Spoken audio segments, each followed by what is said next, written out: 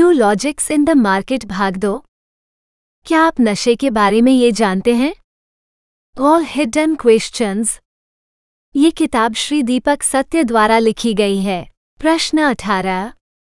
क्या क्रिएटिविटी के लिए नशा जरूरी है? उत्तर, यह एक ऐसा झूठ है जिसे आज़ादी के बाद से भारतीयों द्वारा ही फैलाया जा रहा है। किसी भी क्रिएटिविटी के लिए नशा जरूरी नहीं होता।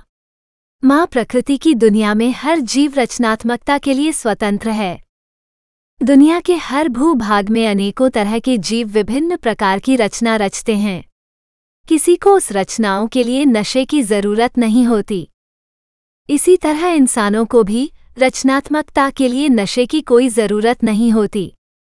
उल्टा नशे से वास्तविक रचनात्मकता का नाश होता है। जैसे कि सामान्य इंसानों वाले पॉइंट में बताया गया था कि नशे से मानसिक संतुलन बिगड़ जाता है। ऐसे में आप वास्तविक रचनात्मकता प्राप्त कर ही नहीं सकते। यदि आप बुराई के गुलाम हैं तो आपको बुरी रचनात्मकता, जो असल में विनाश है, करने के लिए नशे की आवश्यकता जरूर पड़ेगी। नशे में इंसान केवल चोरी कर सकता है, जैसा कि आज की दुनिया में अधिकतम प्रोफेशनल्स करते हैं। कॉर्पोरेट वर्ल्ड में तो रचनात्मकता के लिए समय है ही नहीं। फिल्म संगीत के क्षेत्र में भी धड़ल्ले चोरी की जाती है। फिल्म और संगीत के क्षेत्र में कोई रचनात्मकता नहीं बची है। हर कोई दूसरे के रचनात्मकता को चुरा रहा है और गर्व से इसे अपनी रचनात्मकता के रूप में दिखाता है। यदि आप ऐसे झूठे रचनाकारों से मिलते हैं तो आपको सब में एक सामान्य बात अवश्य मिलेगी, वे सब नशे का उपयोग करते हैं। ये सब अपने आप ही यह साबित करते हैं कि क्रिएटिविटी के लिए नशे की आवश्यकता नहीं होती। हाँ, क्रिएटिविटी को खत्म करने के लिए नशा अवश्य चाहिए। अब सवाल यह उठता है कि नशे के व्यापारियों ने कॉर्पोरेट वर्ल्ड में ये झूठ क्यों फैलाया? जवाब ध्यान से सुनिए। नए डरे हुए बच्चों को फंसाने के लिए यह अफवाह उड़ाई जाती है।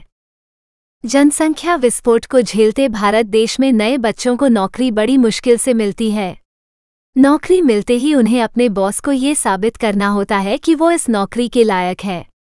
मुनाफाखोर उनकी इसी बात का फायदा उठाते हैं। डरे हुए बच्चों को रचनात्मकता के लिए नशा करवाया जाता है।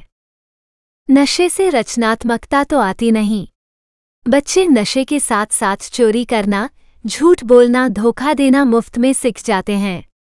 इन अवगुणों के आधार पर वो बच्चे अपनी नौकरी तो बचा लेते हैं, मगर जीवन भर को रचनात्मक चमत्कार नहीं कर पाते। वो कुएं के मेंढक बने रह जाते हैं।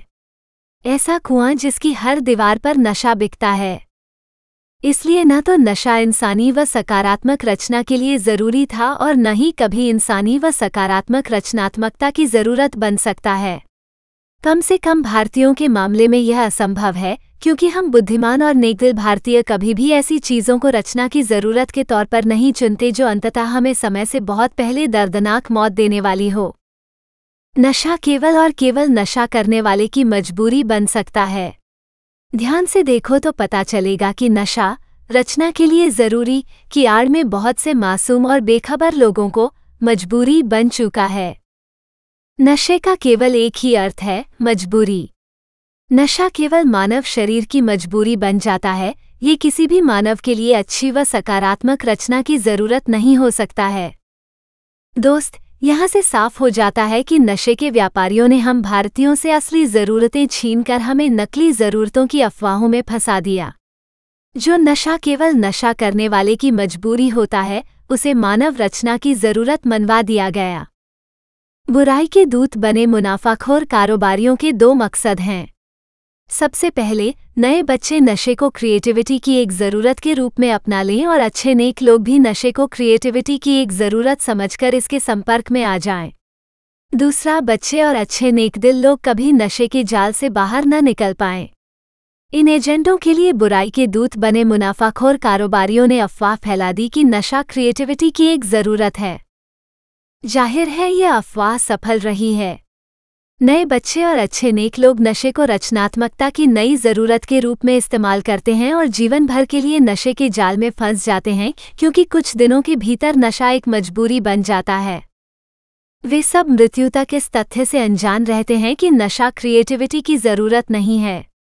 ये मासूम बच्चे और अच्छे नेक लोग आखिरी सांस तक क्रिएटिविटी की ज़रूरत के रूप में नशा करते हुए बुराई के दूत बने उन मुनाफाखोर कारोबारियों की जेबें भरते रहते हैं, जिन्होंने सबसे पहले तो जानबूझकर ये तथ्य छिपाया कि नशा एक मजबूरी है और फिर उन्होंने सोच समझकर ये अफवाह फैलाई कि नशा क्रिएटिविटी के लिए ज़रूरी है।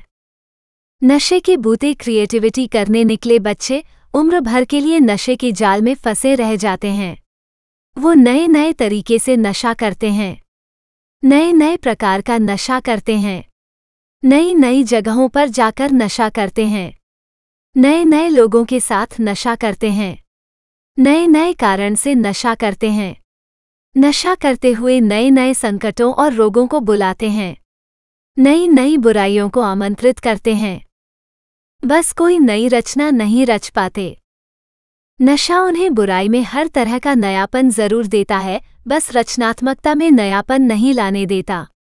वही रचनात्मकता जिसे ढूंढते हुए कभी उन्होंने नशा करना शुरू किया था।